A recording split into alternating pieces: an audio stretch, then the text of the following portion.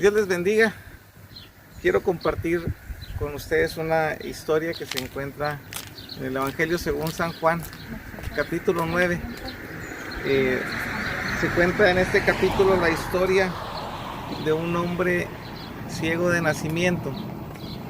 La historia es por demás interesante en todo lo que ahí se trata, pero quiero dar lectura a casi al final de la historia, los versículos del 24 en adelante, donde este ciego es interrogado por los escribas, los fariseos, los sacerdotes, toda la gente que formaba el cuadro religioso de ese tiempo, porque para ellos era una cosa muy extraña que un ciego de nacimiento hubiera recobrado la vista y querían saber cómo es que esto había sucedido. Y en el verso 24 dice de la siguiente manera: entonces volvieron a llamar al hombre que había sido ciego, puesto que ya antes lo habían interrogado, y le dijeron: da gloria a Dios, nosotros sabemos que ese hombre es pecador, refiriéndose a Jesús. Entonces él respondió y dijo: si es pecador, no lo sé. Una cosa sé, que habiendo yo sido ciego, ahora veo. Y justo es en esta última frase es el título que he tomado para empezar este mensaje. Era ciego, pero ahora veo. Vamos a orar para iniciar con este tiempo de meditación en la palabra de Dios. Señor y Dios, te damos muchas gracias, Padre, por todas tus bendiciones. Te doy muchas gracias, Señor, por la experiencia de este hombre, Señor, que a través de ella tú nos hablas en esta mañana. Pongo mi vida en tus manos, pidiéndote en el nombre de Jesús la dirección de tu Espíritu Santo, Señor, y que esta palabra compartida llegue a aquel que lo está necesitando, Señor, y venga y cumple el propósito por el cual tú le envías. Te lo pido en el nombre de Jesús. Amén, Señor. Amén. Estaba leyendo una historia que se me hizo muy interesante, se me hizo muy emocionante, porque de alguna manera refleja algo muy parecido a lo que estaba sucediendo en este capítulo 9 del Evangelio según San Juan. Hay diferentes formas de no ver. A veces uno piensa que solamente cuando carece del sentido de la vista es cuando uno no ve, pero la verdad es que en muchas áreas de nuestra vida, en muchas cosas por las cuales a veces atravesamos, no vemos más allá de lo que tenemos delante. Esta historia la cuenta un predicador, un televangelista muy famoso. Iban a tener una campaña en el país de Nicaragua. Hicieron todos los preparativos habidos y por haber, y cuando ya estaban a punto de iniciar la campaña, les negaron los permisos. Hicieron gestiones en una y en otra parte, estuvieron yendo a tocar puertas con autoridades eclesiásticas, y todos les ponían trabas. Al final, este hombre tomó a una reportera y con cada persona que iba a solicitar los permisos les decía: yo no quiero hablar más de ustedes como autoridades, pero esta persona es una reportera y ella sí va a decir lo que ustedes y yo platicamos. Así se la pasó de puerta en puerta hasta que hubo alguien que le dijo: ¿sabes qué? Sí te vamos a dar el permiso. Pero curiosamente se lo dieron 2 horas antes de iniciar el evento. El evento iba a ser algo masivo en esa ciudad. Iba a ser algo muy grande. Ellos habían solicitado una plaza de toros donde cabían aproximadamente 15,000 personas, que era lo que ellos tenían estimado que podía ser el máximo de gente que iba a asistir a ese evento. Sin embargo, 2 horas antes de que iniciara el evento, les dieron el permiso en otro lugar, que era un estadio que tenía una capacidad enorme, pero un estadio que estaba en muy malas condiciones. Y una de las peores condiciones que tenía es que no tenía luz 2 horas antes. ¿Por qué lo hicieron así? Porque los que les negaban los permisos dijeron: si lo hacemos así, este evento va a ser un desastre, y ellos no querían que la palabra de Dios se predicara en ese país en aquel tiempo. 2 horas antes empezaron a moverse Ellos esperaban una asistencia quizás de 2,000 personas máximo por tantos imprevistos que habían sufrido. Y cuando llega la hora, las 6 de la tarde de iniciar el evento, la gente empieza a llegar, a llegar y a llegar. Más de 10,000 personas llegaron a aquel lugar, a un lugar donde no había luz, donde no había sonido, donde no había nada. Empezaron a predicar con un megáfono a 15,000, poco más de 10,000 personas.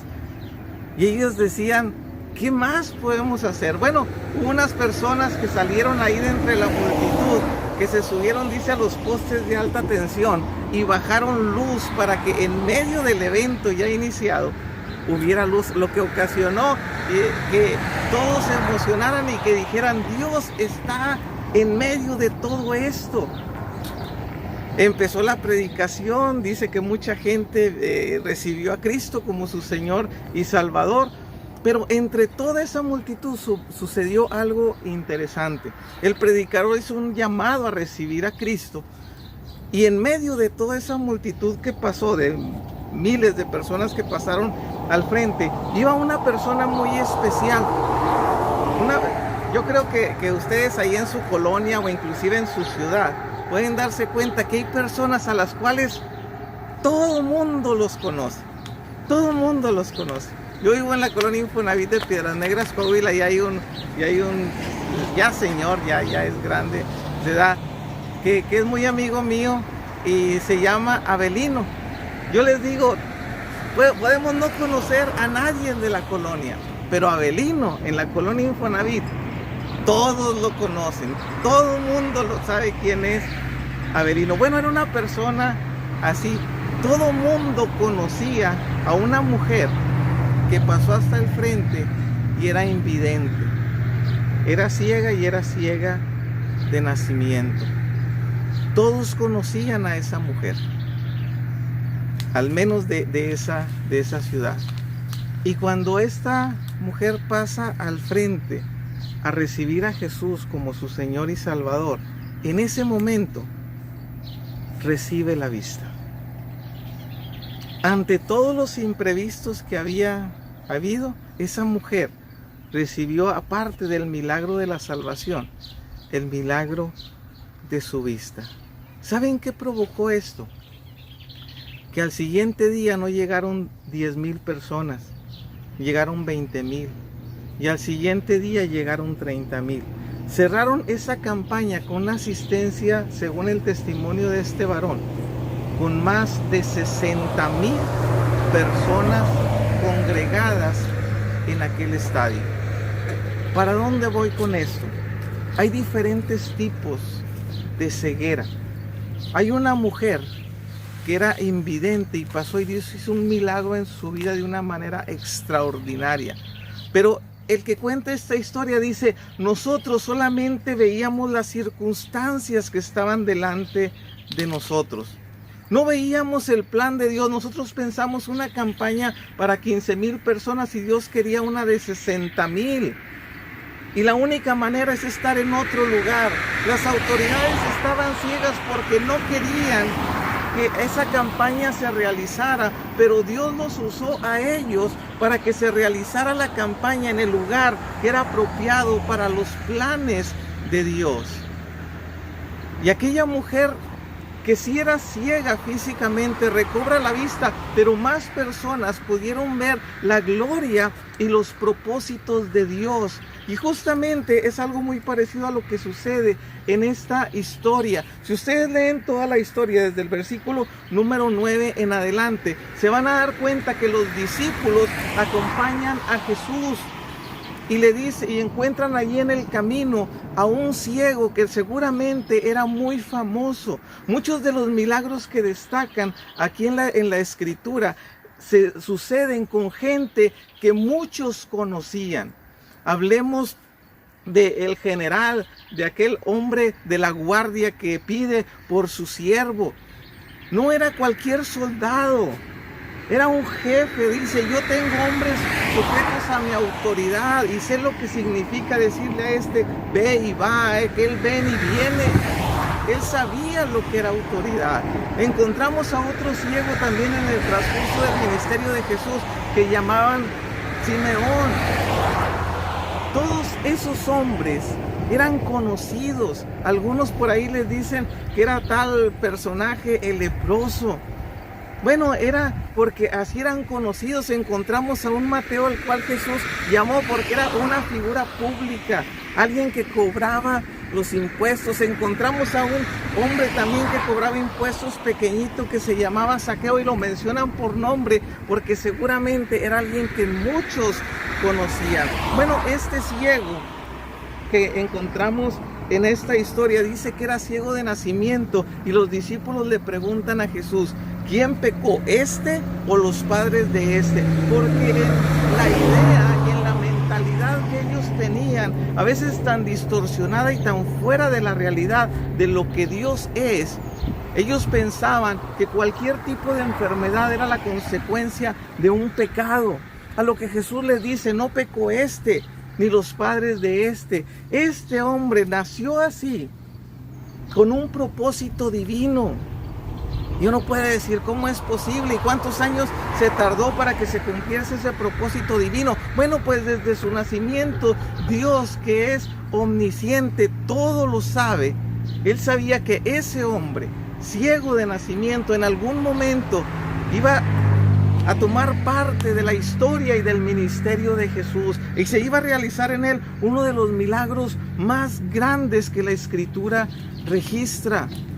Y Jesús les dice: ni este ni sus padres. Este hombre nació así para que las obras de Dios se manifiesten en él.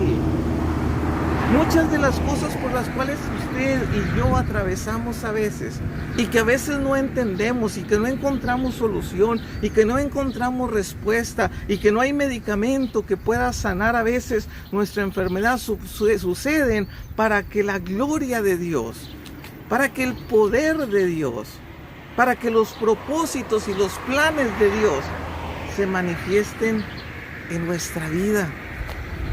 Y eso es lo que Jesús les dice a aquellos hombres. Regresando a la historia que les contaba, todas las complicaciones que tuvieron, ellos los veían como obstáculos a vencer, pero eran parte del propósito de Dios para una obra más grande de lo que ellos habían pensado.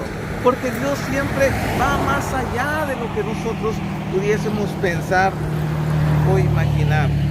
Y Jesús le sigue diciendo acerca de lo que Él iba a manifestar en ese momento. Y dice después la historia que, dicho esto, Jesús escupió en tierra e hizo lodo con la saliva y untó con el lodo los ojos del ciego y le dijo: ve, lávate en el estanque de Siloé. Y fue entonces y se lavó y regresó con su vista restablecida. Regresó viendo, dice el pasaje. Dios hace las cosas de una manera única, original, especial. Dice algo que quizás muchos de nosotros no nos atreveríamos a hacer.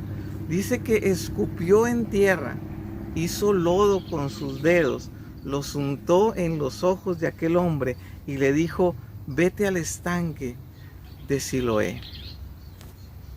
¿No pudo Jesús acaso solamente poner sus manos sobre él y orar para que recobrara la vista? ¿No pudo decir quizás como cuando oró por su amigo Lázaro, que había muerto, y Jesús dijo: Padre, yo sé que tú siempre me escuchas? ¿No pudo haber dicho Jesús: Padre, yo sé que tú siempre me escuchas, dale la vista a este ciego? Pero no lo hizo así. ¿Por qué? Porque Jesús actúa en cada uno de nosotros de una manera muy especial. Y aunque nosotros a veces, les decía al principio, no vemos más allá de lo que tenemos delante, tenemos que recordar que tenemos un Padre que tiene planes muy especiales para ti y para mí.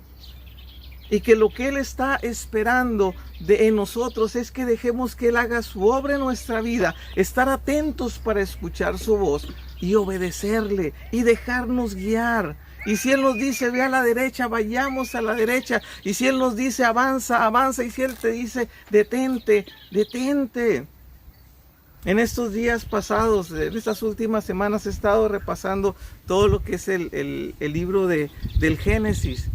Y me llama mucho la atención. Y hay una expresión de un hombre llamado Jacob en el libro del Génesis, que llega a un lugar donde tiene un sueño y donde ve una escalera que llega al cielo y ángeles suben y bajan, y él usa una expresión de la siguiente manera. Él dice, este es un lugar como casa de Dios y yo no lo sabía.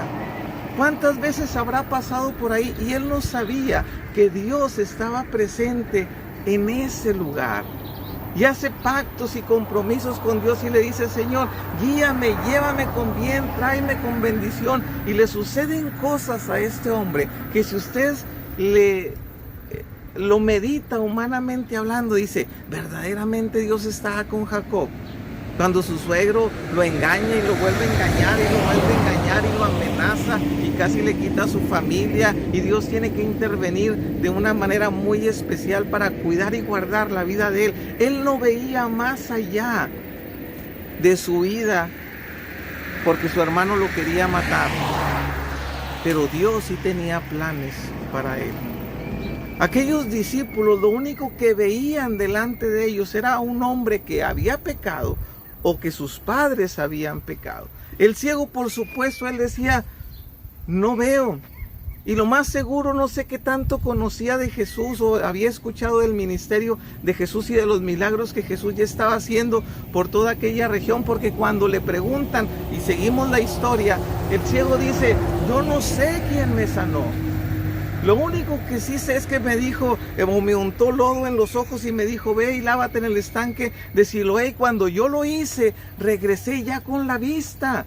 Yo no sé quién es. Y le decían, es que este hombre es pecador, es que este hombre no hace milagros por la mano de Dios. Y hablaban mal y mal y mal y mal en contra de Jesús.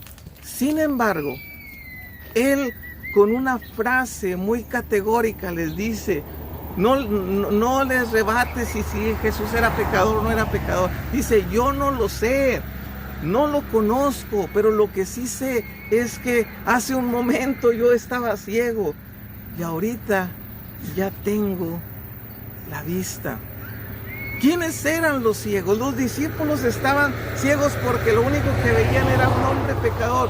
Los escribas, fariseos, sacerdotes estaban ciegos porque no reconocían el poder y la autoridad de Jesús. Los padres del ciego estaban también ciegos porque no querían enfrentar a las autoridades religiosas por miedo a ser expulsados del templo y de las sinagogas. Por eso no los podían confrontar, por eso no podían hablar. Pero un hombre que recibe la vista, que recibe el milagro de Dios, que se aclara todo delante de él, dice, si es pecador, yo no lo sé. Pero lo que sí sé es que ahora veo. Mi invitación, y con esto concluyo, para ti, y una aplicación también para mi vida, es que al final de cualquier situación por la cual atravesemos, al final de cualquier circunstancia adversa que a veces tengamos, sepamos que Dios está obrando cuando nosotros nos acercamos delante de Él. Que Dios tiene planes de bien para tu vida y para mi vida. Y que cuando pase todo, vamos a decir, nosotros a lo mejor no vamos a decir ahora veo, pero vamos a decir ahora entiendo. Ahora entiendo por qué Dios permitió esto. Ahora entiendo por qué me pasó esto. Ahora entiendo por qué tuve que ir allá. Ahora entiendo por qué tuve que abstenerme de esto. Ahora lo entiendo porque Dios estaba obrando para hacer su voluntad en mi vida. Dios tiene planes para tu vida.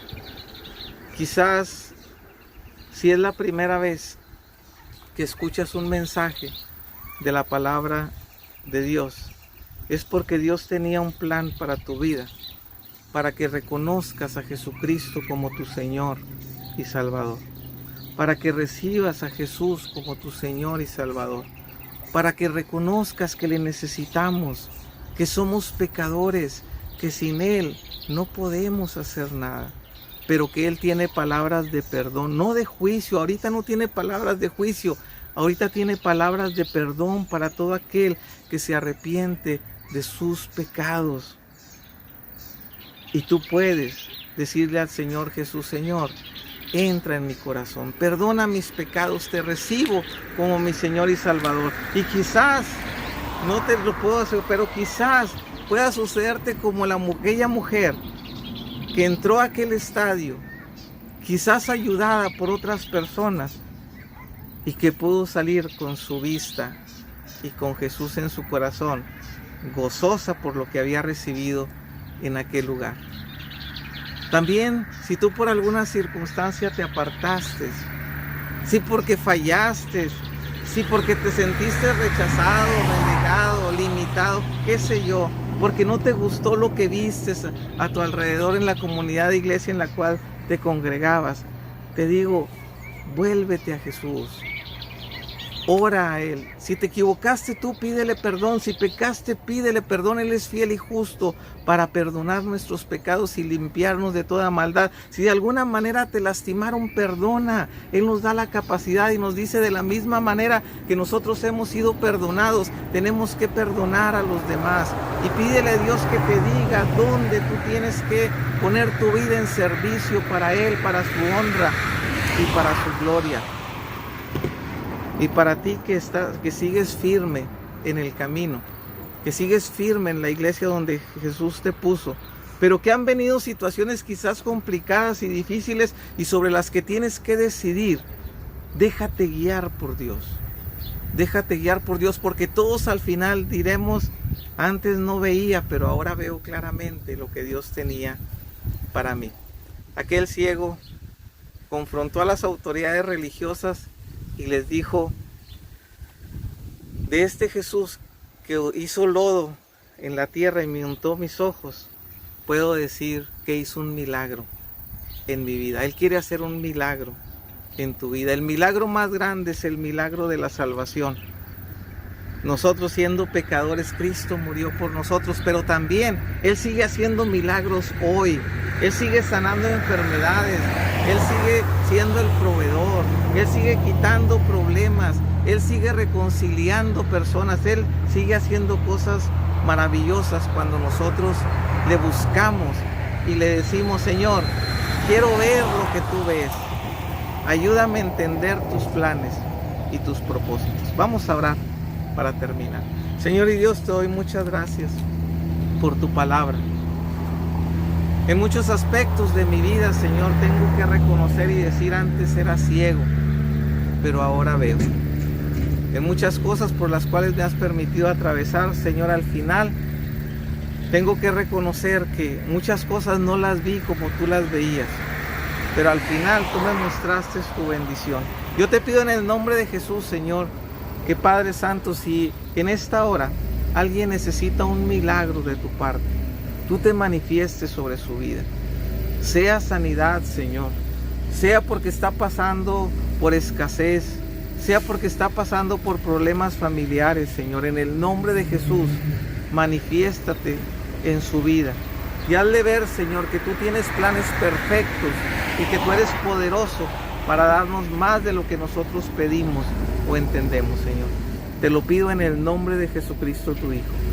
Amén, Señor. Amén. Antes de terminar esta transmisión, vamos a orar por las ofrendas. Acuérdate, tú eres el administrador de esta ofrenda. Llévale esta ofrenda a aquel que lo necesita. Pídele a Dios que te diga cuánto y también pídele a Dios que te diga a quién. Y vas a ver que será una bendición para tu vida y para aquel con quien la compartes. Vamos a orar. Señor y Dios, te damos muchas gracias por tu provisión. Señor, tú tienes medios de sustento para nosotros.